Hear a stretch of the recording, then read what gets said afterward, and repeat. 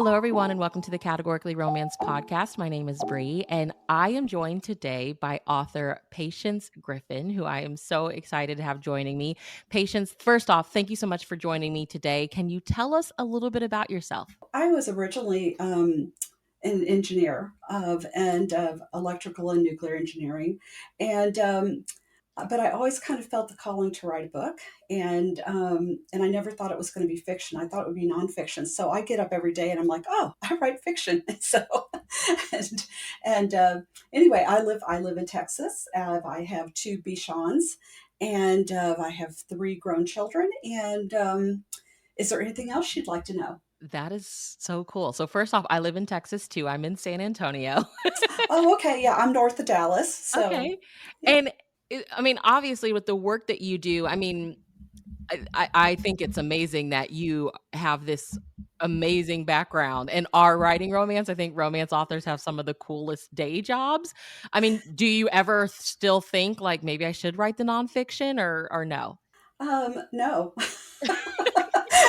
And part of it is that I feel like the things that I've wanted to write about, I'm writing about, right? And I just put it into fictional world, and um, as I love community, because I grew up in a very small town, and I grew up with a very strong community, and now I live in a really big city, and it's hard to find community, and so I think that through the books, then I think the readers can share in that, and that sense of community. That's my hope anyway, because it helps me, my characters, I kind of live with them every day. And Yeah, yeah.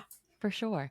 Okay, I have 3 icebreakers. So, first thing that comes to mind, if you came with a warning label, what would it say? Okay, the very first thing that came to mind is she may not have her filter on. Love So that. I love that. I feel like for me, it's like, it depends on what day, and if it's the wrong day, then oh boy. But yeah. Um, what's one of your favorite romance tropes to read? oh my goodness. Oh, see, that's really hard. I guess I really like second chances. I really do. Yeah. Yeah. And who is one of your most read authors? Uh, so who I like the best? Is that what you're asking? Or just, if you look at your bookshelf and you're like, "I have so many books by this author and I've read them all." First, it would be Jane Austen, then Susan Elizabeth Phillips, Oh, Janet Chapman, yeah. uh, Grace Burrows. So I've got a lot that I love. Wow, I love that. Well, here I love hearing romance origin stories, so can you share with us how you became a romance reader?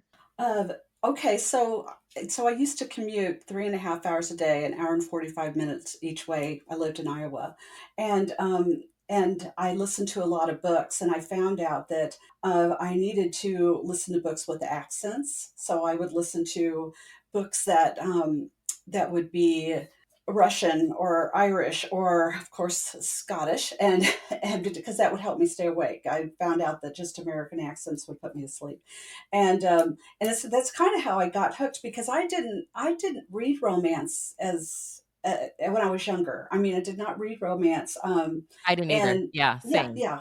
Yeah, I read women's fiction, and I read tons of self help books. I went through a period of 15 years. That's all I read. It was crazy. But then, just commuting, that just really, I found out I liked love stories. I was just hooked on happily ever afters, and I was like, this is the way the world needs to be. And I didn't realize, dumb me. I'm not dumb, but I'm just saying, did not realize that love stories was considered romance. Yeah. That's how little I knew about the romance genre. I just figured out that I really loved love stories, and that's kind of where it started. I read and listened to over 100 books one year when I was, commuting, and I just came home and I told my husband, it's like, I think I want to write a book. I said, what do you think? He goes, well, of course you can write a book, so Yes. Oh, I love that. I love a supportive husband in the background. Yeah, I know. He's great. He does not read any of my stuff because he says that he wants to be supportive. But it's very interesting that when the very first audiobook came out, he slipped out one and put it in his car, and then every day he would report the story to me of like what happened today. And then the day that, here's a small spoiler alert for anybody that hasn't read To Scotland with Love, but he came in and he stood in the doorway of my office and he goes, "You killed the dog," and he walked away. I mean, and Oh, it's like, no, I didn't. He was just old, so he was invested. He was emotionally invested. he really, really was. It was cute. Well, with To Scotland with Love, so from what I could see, that released in 2014, and that's your first published novel, correct? That is correct. Yes. Wow. Okay. I was just thinking about this. I was like, 2014 doesn't sound that long ago, but it was 10 years ago now. So tell us about your journey to becoming published. And one thing that I like to ask is like when you were entering into the world of romance publishing, so you had that chat with your husband, you're like, I want to do this. And he's like, you can do this. When you were actually doing the thing, like what did romance feel like? What did the world of romance feel like that you were entering into? It was a huge unknown. It really was. And the internet. So the first thing you have to know is that I wrote for 10 years before I got an agent. Okay. Wow. And so I knew nothing. I mean, I had to learn POV and the point of view. And even though I've always been a decent writer. I mean, I got straight A's through all of my English courses and in school and in college. I mean, for even being an engineer, I even took like poetry classes and stuff for fun. And just because I loved words.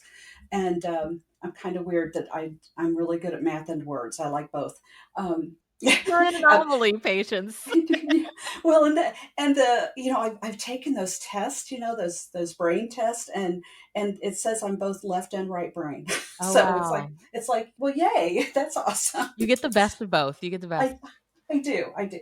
Anyway, so I wrote, I wrote for 10 years, but starting out, it was scary because it's like, here I am writing, and then I was desperate for a support group, and I didn't know anybody else that was writing.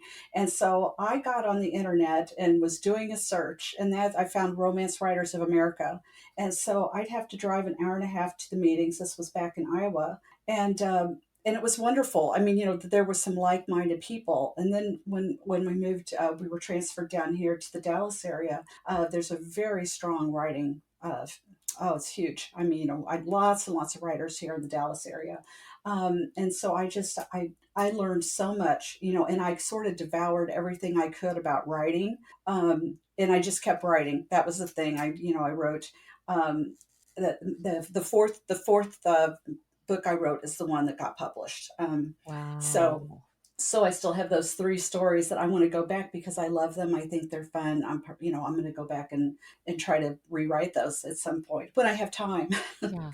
Did I answer the question? Let's see. Did I answer the question You did, okay? you did, and I think my hope is I think I have a lot of aspiring writers that listen. So in that 10 years, that it took you, what kept you going?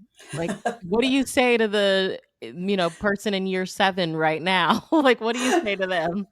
Well, I have to tell you what happened at year 6. There Okay. was somebody that I met at a writing conference, and she was very excited, and she told me it took her 10 years, and I was just thinking at year 6, I was thinking, "Oh, I can't last that long." That's 4 You know? more years of this.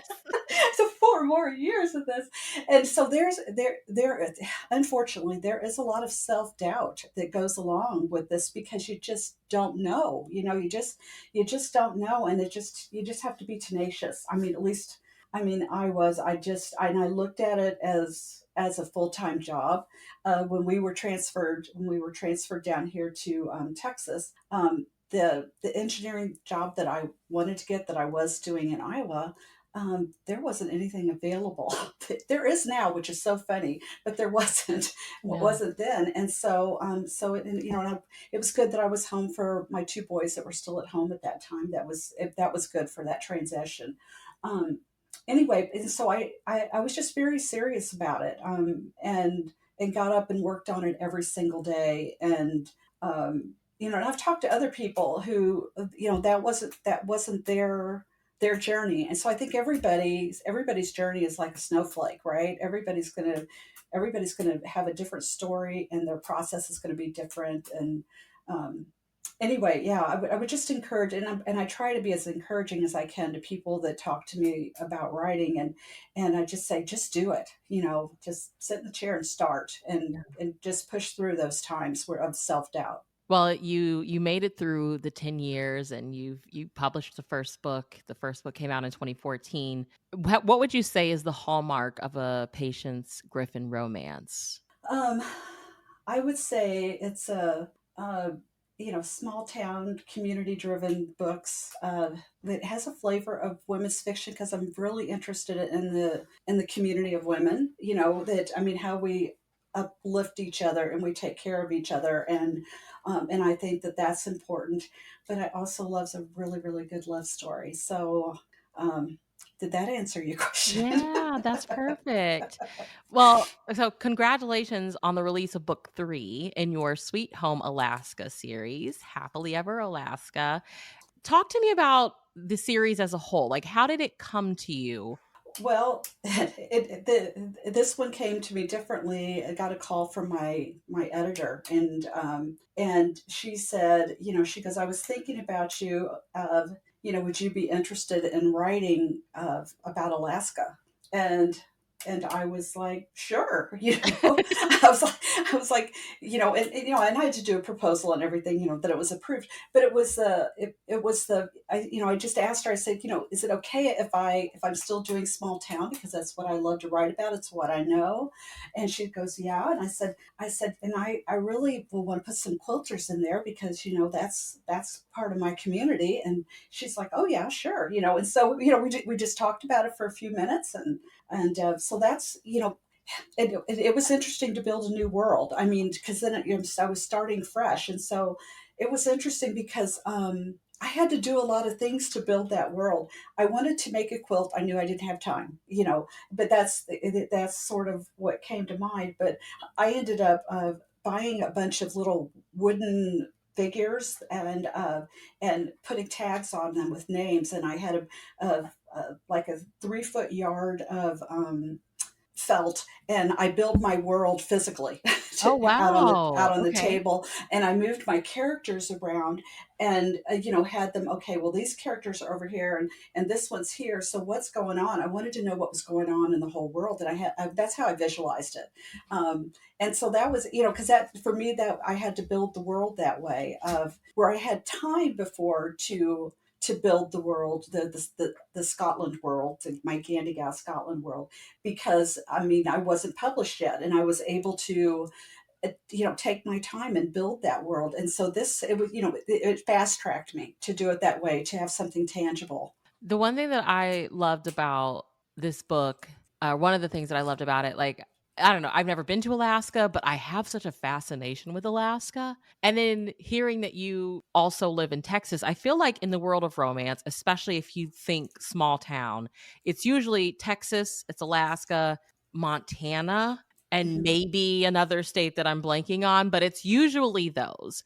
So I guess living in one of those states that is like so beloved when it comes to the romance genre and creating small towns.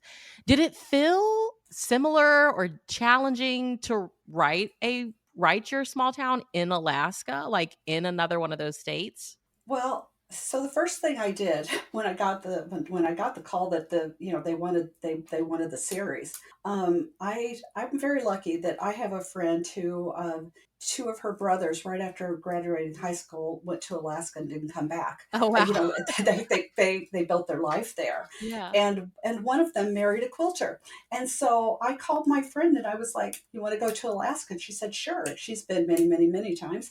And so so we flew up there, and her sister-in-law, you know, drove us around to different quilt places. But I went to a bunch of the small towns. I had some towns picked out I wanted to go to, and so that was just very cool. And so I guess the biggest difference for me that I saw was just the scenery was just, it was breathtaking. I got off the plane, and you know, you know, you get to the terminal, and I looked out the windows and there's mountains, and I stopped and I looked around to see if anybody else was in awe like I was, and they just kept walking. I didn't Yeah. understand that because it was so amazing.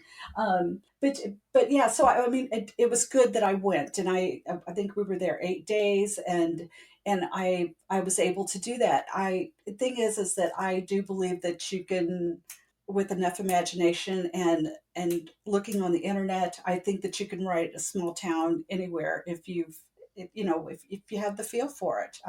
That's what I believe anyway. I mean, so I didn't have to go to Alaska. It was wonderful that I did. I learned a lot. I mean, I did learn a lot, and I think that also helped to fast track to get the series going. Yeah, I loved that. I guess one of the, I guess, ideas in my mind that I have is like when I see Alaska on TV, it's usually this focus about how you may live here and the next person may not, you may not see your neighbor. They live like 30 minutes down the road or something. Like everybody's so like reading this small town that is very community driven. I was like, oh no, this can exist there too. This exists there too. But yeah, you're right. I mean, with like watching all the shows on TV, I mean, and I love all those Alaska shows. Oh my goodness, I, you know, feel like I've watched them all. Uh, but the thing is like my friend's sister-in-law, lived in Anchorage, and it's a city, you Yeah. know. I was there and I was like, okay, this is a little. I mean, it wasn't what I had pictured for Anchorage, except for, you know, about the first day that it was the first full day. You know, we went downtown Anchorage, and we saw a moose, and I took a ton of pictures and videos, and you know, so that's Downtown? down downtown, yeah, yeah, I mean, and it was funny, I mean, it's not like it was walking down the street like in Northern Exposure, if you ever watched that series. It's not like that, but it was, somebody we were just walking, and somebody yelled and said, "Hey, there's a moose down here." And so we went down there, and there was sort of a little swamp that's there in Anchorage, and there was the moose, and it was a oh, like a teenager moose, you know. Oh And god. anyway, I got a bunch of videos, but it's very exciting. And the one animal I didn't see that I thought, you know, I might, was a bear. I didn't see a bear except for the stuffed one at the airport. So Okay. I would love to see a moose. Moose videos on TikTok are my favorites to watch in the middle of the night. Talk to me about Lolly and Sean. Okay, here's the thing. I You really captured that, like, teenage love, especially you gave us, I feel like, Sean's perspective the most of just, like, that hurt of, like, all those, like, promises that you made to each other and the idea that you thought your life was going to be like as a couple once you get past this stage of life, like, when that doesn't work out, how heartbreaking it can be for one of them, and, like, I love that we've really got that, I think, through Sean's eyes. So how did their romance come to you? I don't know. So here's the deal: is the first time I got married, here this is confession time, right? The first time that when I got married, I married my high school sweetheart. We were married for 11 years, and so, you know, I kind of lived that, right? I mean, that portion of it. And now I've been married 28, 29 years to my second husband. So, you know, but you know, it was kind of fun to be like, okay, you know, what would happen if there was a high school relationship that there was all that promise, and then it crashed and burned. I mean, it could, you know, when I started out, it's like, could Sean really overcome this? that was the thing. I was like, could somebody really overcome this, especially his character? He's a strong guy. And it has to be, at some point, it has to feel weak to him to give in, you know, to uh, to trying again with her. And so, anyway, I really worked through it. I mean, as far as, because when I started out, I was like, this is gonna be difficult, And I like a really good challenge. I like a hard puzzle. It's one of the reasons I do writing. I think it's the hardest thing in the world, and I think it's harder than engineering. So, Yeah. um, Yeah, but that's Sean was like he was not making it, you said difficult, he was making it very difficult for Lolly in the beginning of the book, and even as a reader at first, I was like, "Man, he's really tough on her," but then the more that you get into it, you're like, "Well, she broke his heart," like, she broke his heart, and so you understand and you really empathize with him, and then you did something in this book that I'm like, "I don't think I've read this in a long time." Usually, I feel like in small town, when the parents are too involved, it's usually like, we want you to get together. But Sean's mom did not want that happening. So, can you talk about writing? Was it Miss Patricia? It was Patricia, right? Patricia. Yes, Yes. yes. Was that a no brainer, or did it come to you as you were writing? Like, what inspired the choice to make her kind of against that? It was one of those epiphany things. I mean, I was thinking about, being a mother myself, and watching a child go through heartache, and of course she would be against it, right? Because she saw what he went through, and it changed him, right? It changed him from being a fun loving guy to more hardened, and she just didn't want him to get his heart broken again. But that wasn't something that I had planned out beforehand. I mean, I am a plotter. I am a plotter. I've found that I do better. And I have to write long synopsises anyway for my editor.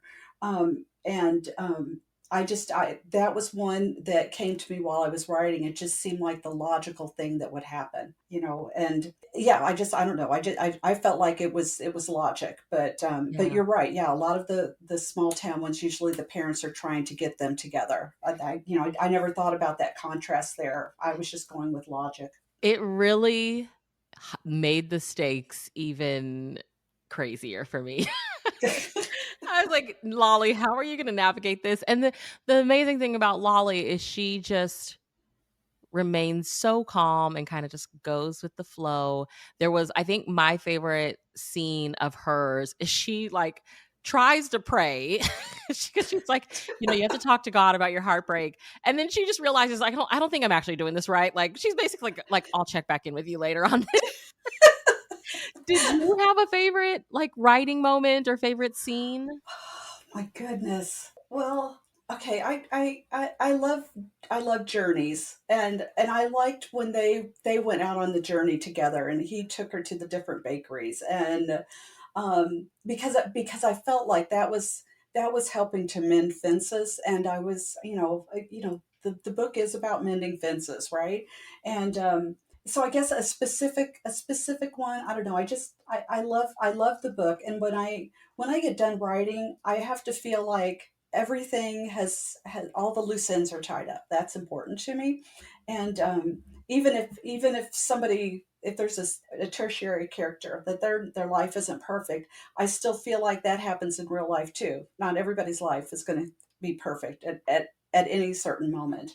Um, so yeah, so I guess it's kind of hard for me to pick a moment, except for, okay, maybe, hope this isn't a spoiler, but when she's in Sean's closet, trying to, you know, trying to get the Get the get shirt? yeah, get the shirts, yeah.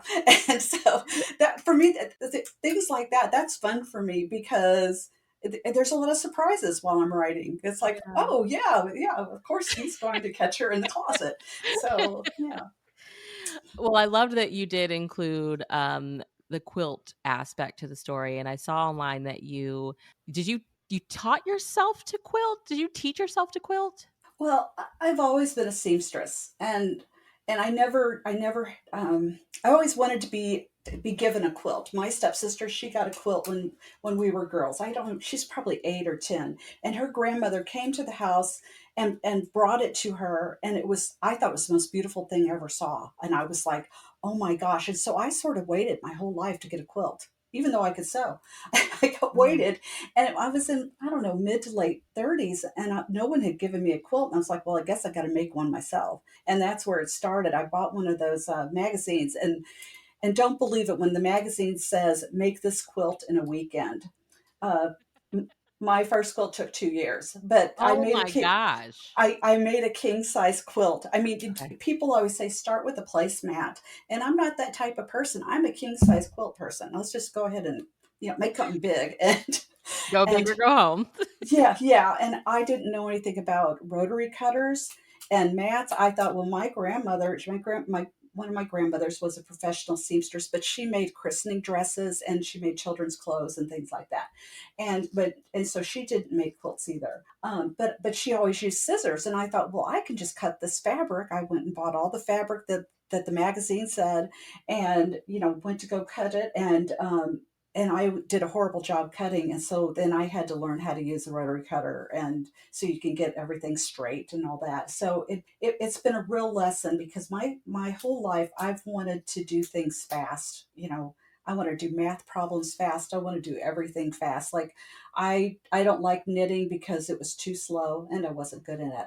But I like crochet because it's fast. Mm. And but quilting really taught me patience. It taught me I had to slow down if I wanted to get the corners to meet and different things. And um, so yeah, I it's been a long process. I mean, how many years later is this? 25 years? Am I doing that correctly? Yeah, I guess so. Um, No, it's not 25 years, is it? Yeah, it is 25 years later. Yeah. So, and I'm not a master quilter, but I'm good enough from a galloping horse, and I live by that. I mean, if something's not perfect on a quilt, I'm like, yeah, if somebody's on a horse galloping by, are they going to see this? No, then I just tell myself it's fine. that is something you mentioned crochet, and I have always also wanted a quilt.